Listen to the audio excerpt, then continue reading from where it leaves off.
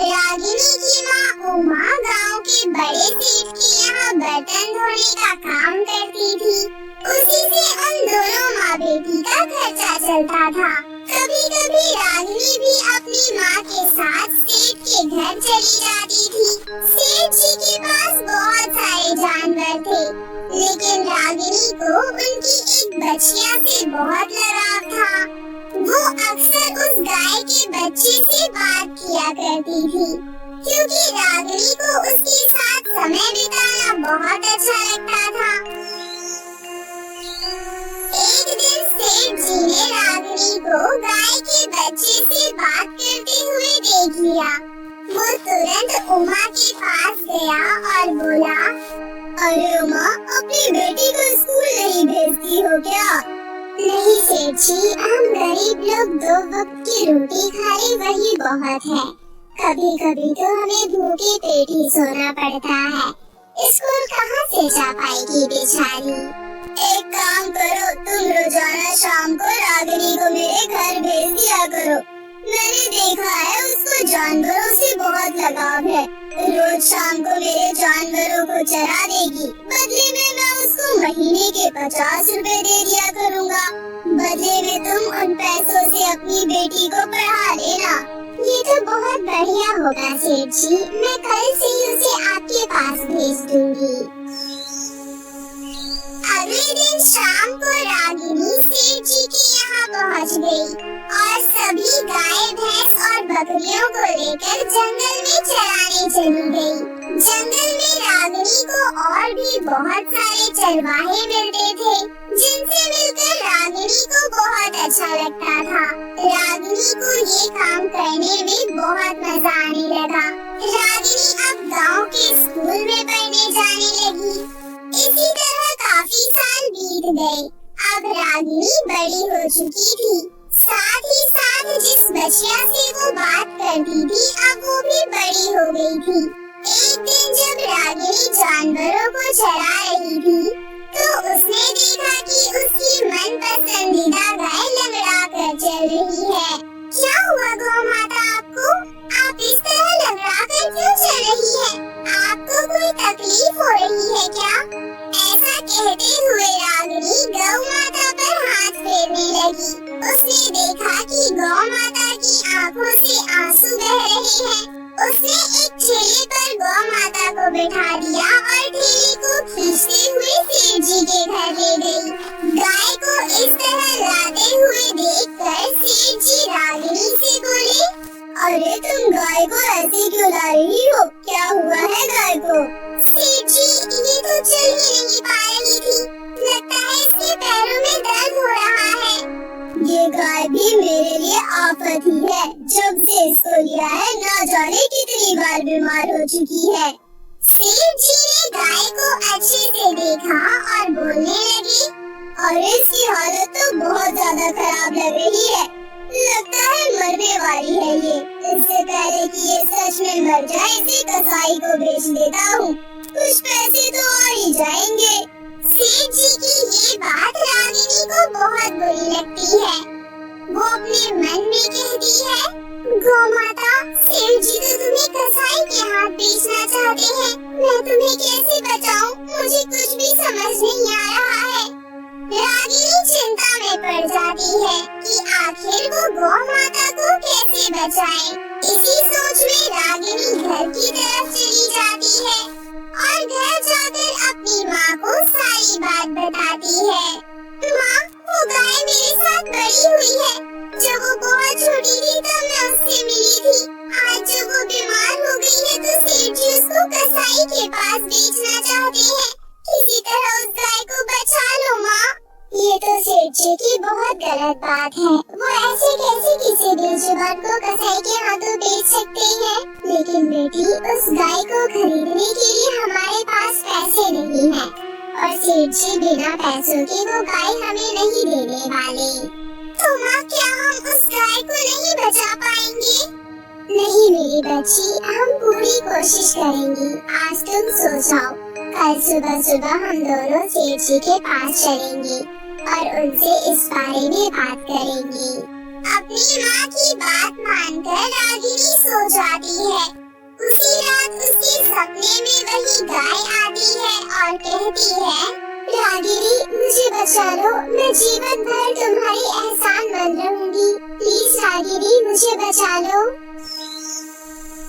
अगले दिन रागिनी अपनी माँ के साथ सबसे पहले सेठ जी के पास गई। उन्होंने देखा कि सेठ जी ने वहाँ पर कसाई को बुला रखा था।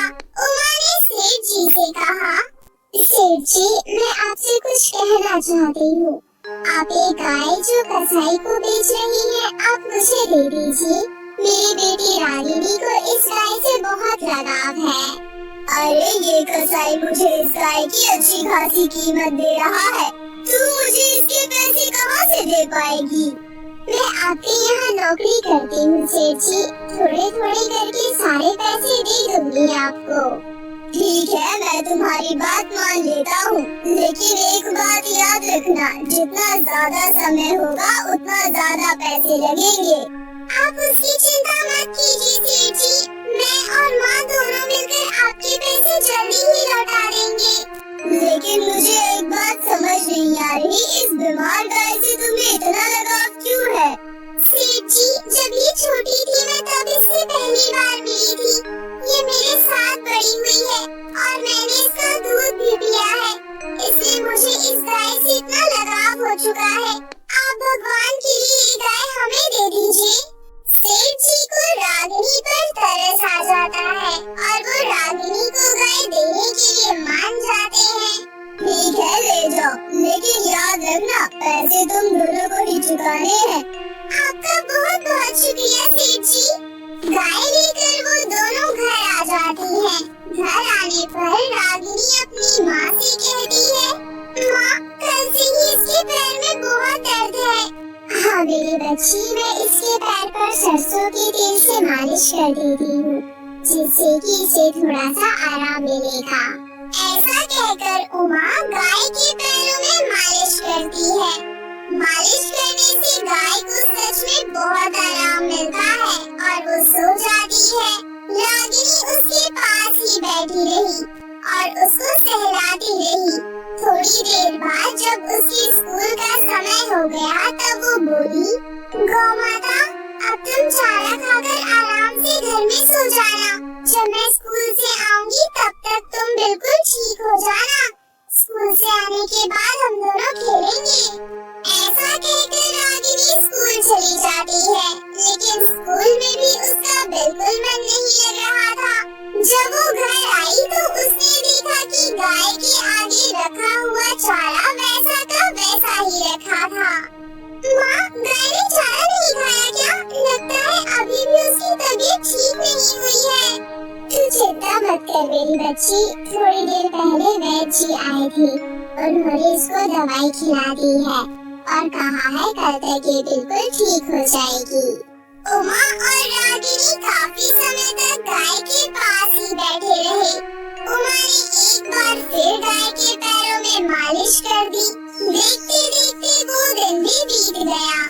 रात को रागिनी अपनी माँ के साथ चारपाई पर लेटी हुई थी और गाय आंगन में बंधी थी।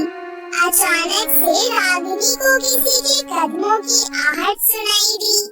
कौन है बाहर? माँ देखो तो जरा, मुझे लग रहा है कोई बाहर है। रागिनी की आवाज सुनकर उमा भी उठ गई। दोनों भागकर आंगन में आती है। वो देखती है कि कसाई उनकी दीवार फांदकर भाग रहा था। माँ ये कसाई यहाँ क्यों आया था? शायद हमारी गाय चुराने आया होगा। माँ मुझे लगता है हमें गाय को भी अपने साथ अंदर सुला लेना चाहिए। दोनों माँ बेटी गाय को घर के अंदर ले जाती हैं और दरवाजा बंद करके वो तीनों घर के अंदर ही सो जाते हैं। सुबह होते ही गाय ने सारा चारा खा लिया और पूरे आंगन में घूमने लगी। माँ लगता है अब हमारी गाय पूरी तरीके से ठीक हो चुकी है। हाँ मेरी बच्ची, अभी पूरी तरह से ठीक हो चुकी है। माँ क्या मैं इसे बाहर से घुमा लाऊं? नहीं बेटी, इसको आंगन में ही रहने दो। अगर बाहर जाएगी तो क्या पता कसाई तुमसे छीन ले। तुम जाकर सेठ जी के जानवर चरा लाओ, मैं भी काम पर चली जाती हूँ। रागिनी और उमा अपने अपने काम पर चली जाती हैं। थोड़ी देर बाद जब वो दोनों वापस घर आती हैं, तो उनकी गाय के आगे 10 सोने के सिक्के रखे हुए थे। ये देखकर रागिनी हैरान हो जाती है। माँ, ये देखो, हमारी गाय के पास 10 सोने के सिक्के पड़े हैं। क्या सच में? उमा ने गाय के पास जाकर देखा तो वहाँ सच में 10 सोने के सिक्के पड़े हुए थे। अरे वाह, गोमाता, तुमने तो हमारी किस्मत ही बदल दी।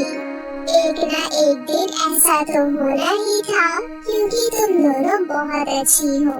अगर तुम दोनों सेठ जी के यहाँ से लाकर मेरी सेवा ना करते, तो आज वो मुझे कसाई के हाथों बेच देते और कसाई ना जाने मेरा क्या करता। इसलिए अब से रोज तुम्हें इतने ही सिक्के मिलेंगे, लेकिन इस बारे में किसी से कुछ मत कहना।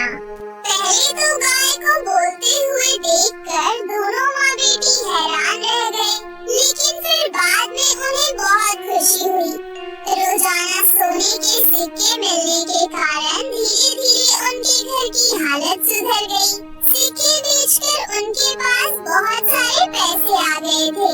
रागिनी की माँ ने सेठ जी को भी गाय के सारे पैसे दे दिए।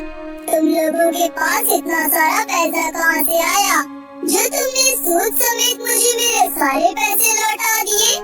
सेठ जी, मेरी बेटी अब बड़ी हो गई है, हम दोनों मिलकर काम करते हैं, इसलिए हमने कुछ पैसे बचा लिए थे। सेठ जी को उमा की बातों पर यकीन नहीं होता, इसलिए वो फैसला करता है कि अब वो उन पर नजर रखेगा। कई दिनों तक ताक झांक करने के बाद जादुई गाय के बारे में उसे पता चल ही जाता है। उसी रात सेठ रागिनी के घर के अंदर जाकर छुप जाता है। खाना खाकर रागिनी और उसकी माँ सो जाते हैं। उनके सो जाने के बाद सेठ गाय को लेकर वहाँ से भागने की कोशिश करता है, लेकिन तभी गाय जोर जोर से चिल्लाने लगती है। चोर, चोर, गाँव का सेठ रागिनी की गाय चुरा कर ले जा रहा है।